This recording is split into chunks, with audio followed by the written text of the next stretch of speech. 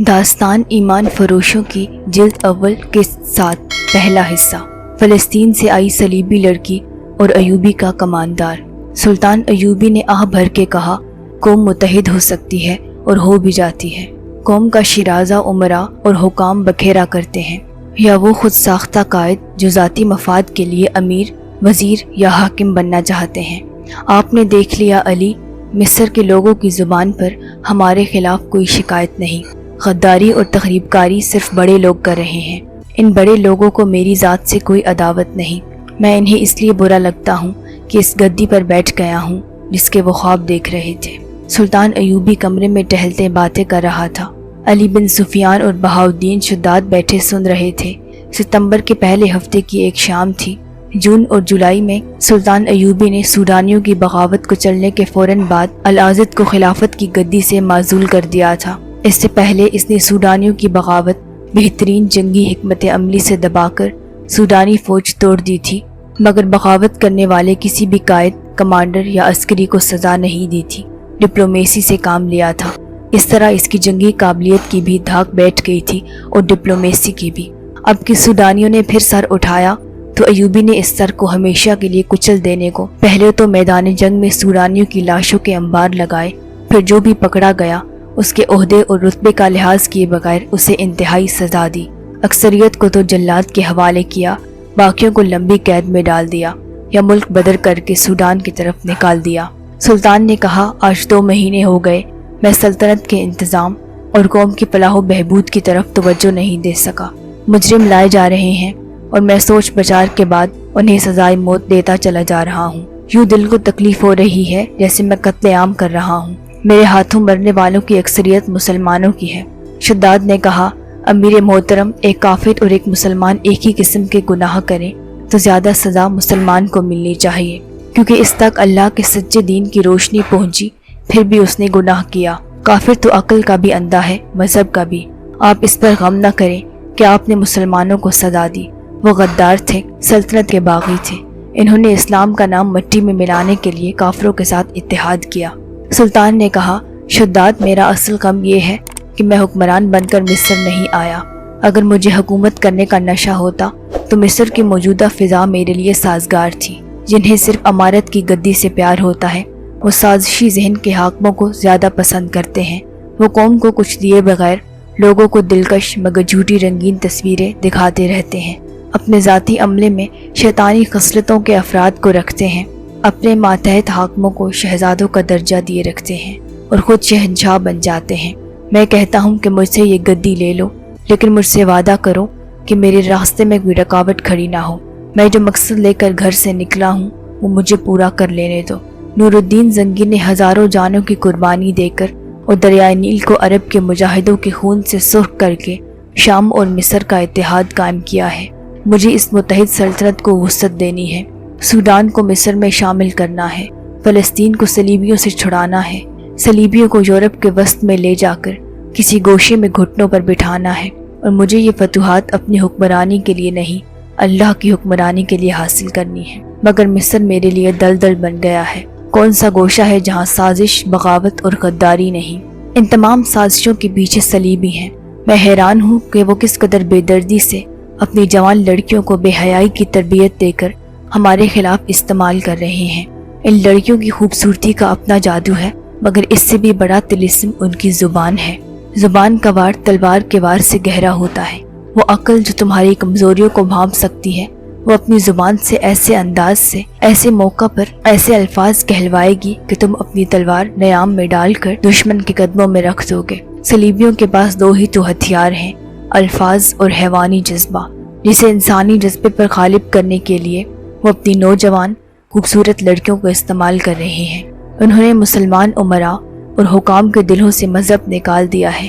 علی نے کہا، صرف حکام نہیں امیر محترم، مصر کے عام لوگوں میں بھی بدکاری عام ہو گئی ہے۔ یہ صلیبیوں کا کمال ہے۔ دولت مند مسلمانوں کے گھروں میں بھی بے حیائی شروع ہو گئی ہے۔ سلطان نے کہا، یہی سب سے بڑا خطرہ ہے۔ میں صلیبیوں کے سارے لشکر کا مقابلہ کر سکتا ہوں اور کیا ہے، مگر مجھے ڈر ہے کہ صلیبیوں کے اسوار کو نہیں روک سکوں گا، اور جب میری نظریں مستقبل میں جھانکتی ہیں تو میں کانپ اٹھتا ہوں۔ مسلمان برائے نام مسلمان رہ جائیں گے، ان میں صلیبیوں والی بے حیائی ہوگی اور ان کے تہذیب و تمدن پر صلیبی رنگ چڑھا ہوگا۔ مسلمانوں کی کمزوری ہے کہ اپنے دشمن کو نہیں پہچانتے، اس کی بچھائی خوبصورت جال میں پھنس جاتے ہیں۔ صلیبیوں میں بھی کمزوریاں ہیں اور بے شک مسلمانوں کے خلاف متحد ہو گئے ہیں، لیکن اندر سے ان کے دل پھٹے ہوئے ہیں۔ فرانسیسی اور جرمن ایک دوسرے کے خلاف ہیں، برطانوی اور اطالوی ایک دوسرے کو پسند نہیں کرتے، مگر وہ مسلمان کو مشترکہ دشمن سمجھ کر اکٹھے ہیں۔ حالانکہ ان میں عداوت کی حد تک اختلافات ہیں۔ ان کا شاہ اگستس دوغلا بادشاہ ہے، باقی بھی ایسے ہی ہیں، مگر انہوں نے مسلمان امراء کو عورت کے حسن اور زر و جواہرات کی چمک دمک سے اندھا کر رکھا ہے۔ اگر مسلمان امراء متحد ہو جائیں تو صلیبی چند دنوں میں بکھر جائیں۔ اب فاطمی خلافت کو ختم کر کے میں نے اپنے دشمنوں میں اضافہ کر لیا ہے۔ وہ اپنی گدی کی بحالی کے لیے سوڈانیوں اور صلیبیوں کے ساتھ ساز باز کر رہے ہیں۔ علی نے کہا، ان کے شاعر کو کل سزائے موت دے دی گئی ہے۔ سلطان نے کہا، اس کا مجھے بہت افسوس ہے۔ امارہ المینی کی شاعری نے میرے دل پر بھی گہرا اثر کیا تھا، مگر اس نے الفاظ اور ترنم کو الاؤ بنا کر اسلام کا خرمن جلانے کی کوشش کی ہے۔ امارہ المینی اس دور کا مشہور شاعر تھا۔ اس دور میں اور اس سے پہلے بھی لوگ شاعروں کو پیروں اور پیغمبروں جتنا درجہ دیتے تھے۔ شاعر الفاظ اور ترنم سے فوجوں میں جذبے کی نئی روح پھونک دیا کرتے تھے۔ یہی درجہ اس مسلمان شاعر کو حاصل تھا، مگر اس نے لوگوں میں جو مقام پیدا کر رکھا تھا اس کا اب غلط استعمال شروع کر دیا تھا۔ ایک طرف لوگوں میں جہاد کا جذبہ پختہ کرتا اور ساتھ ہی لوگوں کے دلوں میں فاطمی خلافت کی عظمت کی دھاک بٹھاتا۔ اس نے فاطمی خلافت کی پشت پناہی سے سلطان ایوبی کے خلاف زہر اگلنا شروع کر دیا تھا۔ اس کے آخری اشعار کا مطلب کچھ اس طرح تھا، مجھے فاطمی خلافت کی محبت کا تانا دینے والوں، مجھ پر لعنت بھیجو، مگر میں تمہیں لعنت کے لائق سمجھتا ہوں۔ فاطمی محلات کی ویرانی پر آنسو بہاؤ، ان میں رہنے والوں کو میرا پیغام دو کہ میں نے تمہارے لیے جو زخم کھائے ہیں وہ کبھی مندمل نہ ہوں گے۔ اس کے گھر اچانک چھاپا مارا گیا تھا، وہاں سے دستاویزی ثبوت ملے تھے کہ وہ صرف فاطمی خلافت کا ہی مہرہ نہیں بلکہ صلیبیوں کا وظیفہ خوار بھی ہے۔ صلیبی اسے اس مقصد کے لیے وظیفہ دیتے تھے کہ وہ مصریوں کے دلوں پر فاطمی خلافت کی محبت پیدا کرے اور سلطان ایوبی کے خلاف نفرت پیدا کرتا رہے۔ اسے سزائے موت دے دی گئی تھی۔ اسی پر سلطان ایوبی کا یہ مشہور قول ہے کہ جس قوم کے شاعر بھی دشمن کے وظیفہ خوار ہوں، اس قوم کے لیے ذلت و رسوائی ہے۔ دربار نے آ کر بتایا، معزول خلیفہ العازد کا قاصد آیا ہے۔ سلطان ایوبی کے ماتھے کے شکن گہرے ہو گئے۔ کہا، خلافت کے سوا یہ بوڑھا مجھ سے اور کیا مانگ سکتا ہے، اسے اندر بھیج دو۔ العازد کے قاصد نے بتایا، خلیفہ کا سلام پیش کرتا ہوں۔ سلطان ایوبی نے کہا، وہ خلیفہ نہیں ہے، 2 مہینے ہو گئے اسے معزول ہوئے، وہ اپنے محل میں قید ہے۔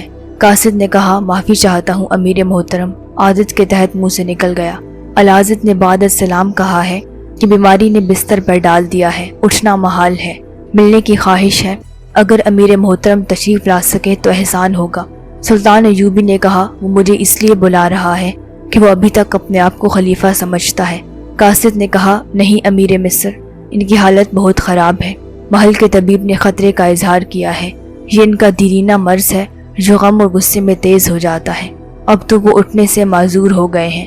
انہوں نے یہ بھی کہا ہے کہ آپ اکیلے تشریف لائیں، راز کی 2-4 باتیں ہیں جو کسی دوسرے کے سامنے نہیں کی جا سکتی۔ سلطان نے کہا، انہیں بعد السلام کہنا، صلاح الدین ایوبی راز کی وہ سب باتیں جانتا ہے، اب راز کی باتیں خدا سے کہنا، اللہ آپ کو معاف کرے۔ قاصد مایوس لوٹ گیا۔ سلطان ایوبی نے دربان سے کہا، طبیب کو بلاؤ۔ علی اور شداد سے کہا، اس نے مجھے اکیلا آنے کو کہا ہے، کیا اس میں اس کی کوئی چال نہیں؟ کیا میرا خدشہ بیجا ہے کہ مجھے محل میں بلا کر میرا کام تمام کرنا چاہتا ہے؟ اسے مجھ پر اوچھا وار کرنا چاہیے، اسے حق حاصل ہے۔ شداد نے کہا، آپ نے اچھا کیا نہیں گئے۔ علی نے بھی تائید کی۔ طبیب آ گیا تو سلطان نے اس سے کہا، آپ العازد کے پاس چلے جائیں، میں جانتا ہوں وہ بہت مدت سے بیمار ہے، معلوم ہوتا ہے اس کا طبیب مایوس ہو گیا ہے، آپ جا کر دیکھیں، اس کا علاج کریں، یہ بھی ہو سکتا ہے وہ بیمار نہ ہو، اگر ایسا ہے تو مجھے بتائیں۔